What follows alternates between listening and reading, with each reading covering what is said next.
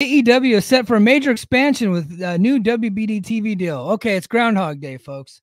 Groundhog Day. But I do want to say on Sunday, you and I talked when we did our overtime. So everybody go to Patreon, patreon.com/ the Mike and JD show, where that was where we did a special bonus episode for everybody. We did our all out reaction, but we also talked about all the news. And one of the news bits that we dropped, when I think we were one of the first people to drop it on a podcast or on any type of anything, was that AEW was possibly heading over to the Fox family of networks. I think that Andrew Zarian might have said something to Wrestling Observer Live, but it never really got reported until like Tuesday because Dave Meltzer on Wrestling Observer Radio talked about it. But here's what he had to say. So I'm not talking about the WBD because that's signed, sealed, delivered. They just haven't made the announcement yet. Ongoing. So we're going to move on from that. But I do want to talk about the Fox deal because that is going. So this is what Dave said. He said, everyone knows, but the WBD deal is a done deal. There are going to be changes from what I gather. There's going to be a pay-per-view component in this deal. Exactly what it is, I don't know, but they're doubling the number of the past deal, and WBD is getting rights to the pay-per-views, and that makes doubling the number make more sense in a lot of ways. This news follows AEW's recent trademark filing of AEW Shockwave, sparking rumors that the promotion is also exploring new programming possibilities on a Fox network. However, Meltzer clarified that while discussions have taken place, no deal with Fox is finalized. The Fox deal is not done. I know a lot of people have been talking about the idea on the Fox network. I would strongly suspect it would not be the Fox network. So we're talking about like the terrestrial Fox network. It would probably be another station, whether it's FS1, whether it's a different station, whether it's streaming component. So there you go. It is absolutely on the table. It could happen. But what it looks like, no one really knows. It sounds like they're trying to figure out what to do with it. Like we freelanced this idea about a year ago when it started getting reported that WWE and Fox were done. So we flirted with the idea of maybe they would pick up AEW, but kind of laughed it off because like AEW ratings were kind of hurting. The company was cold, blah, blah, blah. But it was kind of fun to imagine. And now it seems like there might be there is smoke to the fire. I think it's going to happen. It's all going to be a matter of where. Like, is it going to be FS1? Is it going to be on a streaming? Is it going to be something on terrestrial Fox? When I had a lot of people reach out to me and said my idea was great about them doing like Clash of the Champions style seasonal stuff on terrestrial Fox. So I'm going to lay credit. If that actually happens, that was my idea. And of course. I need to be attributed to that every time someone says that. So I think it's so weird because the company is kind of cold right now, but they're succeeding financially. They are like ratings are like flat. You know, they're not like they were up a little bit this week. So you got to give them credit for that. But I would say ratings are flat. Ticket sales, I think they had 2,700 people in a 20,000 seat arena this week. We just got a text from our buddy. Oh gosh, what did he say? I'm not going to repeat it. Oh, okay. Oh yeah. Okay, we're not repeating that one. So yeah. So ticket sales have kind of flattened out. I think Collision last week, going up against SmackDown and NFL, did a TNA on Access number. Come on, who was going to watch? I mean, it's a useless Collision on top of that too. The night before the pay-per-view. I mean, like they knew what they were getting. Yeah. They should not have moved it to Friday. They should have just kept it on Saturday and just moved it like 2 hours early. Or just not done the show. Or just not done one this week. Yeah. Like why? Like I don't know, but look, the networks are paying for it. They want it, so you got to give it to them. No, I get it. So you have to like eat it. Like we have to get past. We have to understand that like it's not about winning the time slot all the time. It's about making your partner happy. If the partner, hey man, if your partner says, "Hey, I need you to do this, baby, I need you to do this for me," you got to say, "Okay, baby, I take care." I mean, but if they do get a Fox deal, and let's just say that it's a brand new first run programming show. Because I also kind of suspect that this might be kind of like a compilation show, like a best of the week type of deal, kind of a wraparound show, which I think would be fine. We grew up with those shows. What's that? We grew up with shows like that. Yeah, we did. Yeah, and they were in syndication. You sometimes you would get an original match, but really it was just recapping all of the other hours of programming that the company's already had. And I used to watch those shows, especially because if I missed stuff earlier in the week, that was the way I got to catch up. Can I be honest with you? I don't watch Rampage or Collision because life is just hard. If Yeah. Fox did something like that where I could just catch up on the highlights of that stuff, I would watch that over Collision and the Rampage show that I don't watch right now. Yeah. I think a wrestling magazine style show is something we haven't seen since the early 90s. And I don't know, maybe it'd be a breath of fresh air. Maybe it would suck. Who knows? I would check it out. Well, and they got two guys on their broadcasting team that have tons of experience hosting those types of shows with Tony Schiavone and Jim Ross. It's true.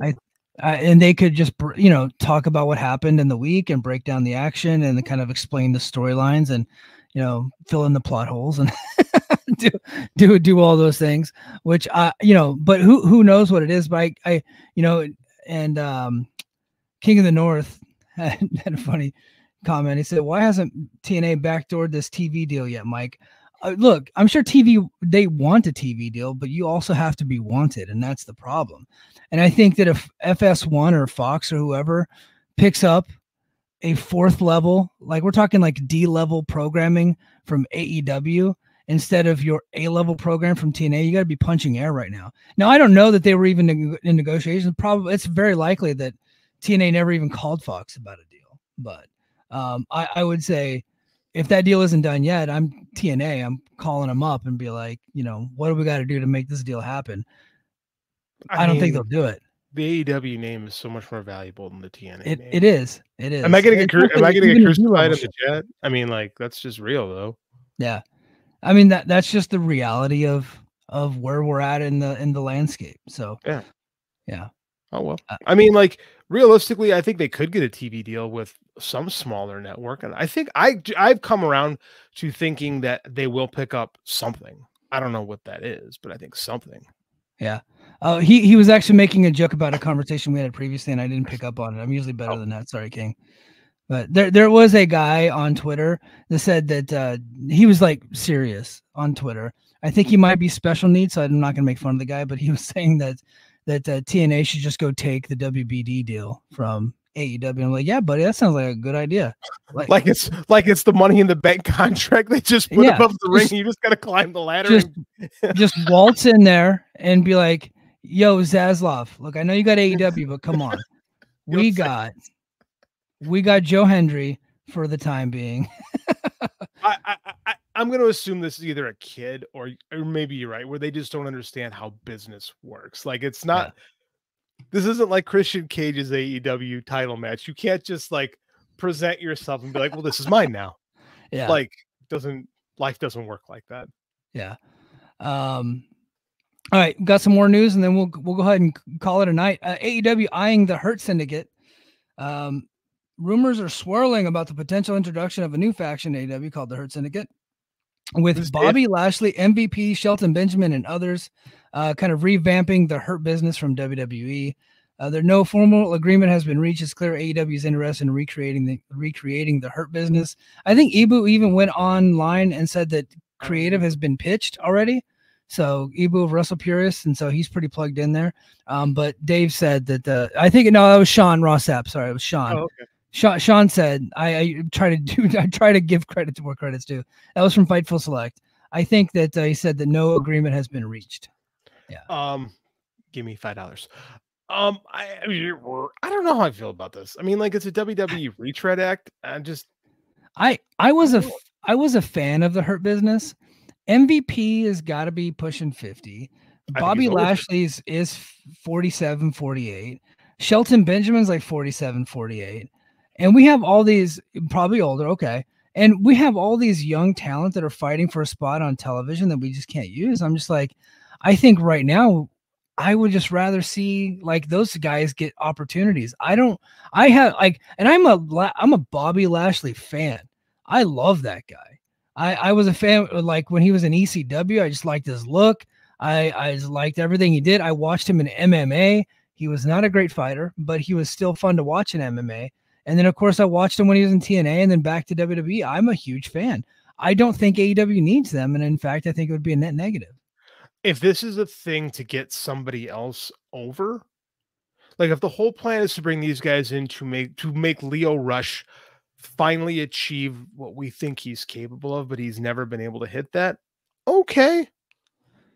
Okay, if this whole thing is to prop up someone that's already there, sure. I'm just not interested in for me, I don't see like if MVP, I think MVP is a hell of a talker, always have. Yeah. I Yep. think Bobby Lashley is not a great talker, but a good worker. If you bring these guys in to prop somebody else up and let them become a star, I can get on board with it. I'm not interested in Bobby Lashley wrestling for the AEW title at this stage in his career. Yeah, and I'm not interested in him wrestling for any of the titles. I agree. They have like a 30 of them in that company. Yeah. So I mean, like, I just I don't know. I feel like, oh, hold on. Dobby fact checked me. oh, Here he goes. He goes, Bobby is 48, Shelton's 49, and MVP is 50. I'd assume MVP is just a manager. Yeah, MVP is just a mouthpiece. He can't go in the ring anymore. He's too beat up. But he's beat up, yeah. A good mouthpiece, so MVP is great promo, He is. always has been. So I think I'm not opposed. I love managers, right? I love managers. I think Don Callis is underutilized in this promotion. I like smart Mark Sterling. I think he is underutilized. If it were up to me, one of my favorite eras of WWF television is when they had the managers, right? I think managers are great, and I think it helps talent that can't that their personality can hold them back a little bit. So I don't hate the idea of MVP coming in as a manager at all. I think Stokely's underrated, to be quite honest with you. Underutilized, I should say. I don't know if I want the Hurt Business. Just because I feel like that's something from somewhere else. That's not, Yeah.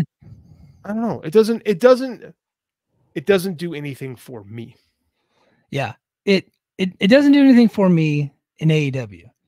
Would it do something for me in TNA? Well, that's different. TNA needs stars.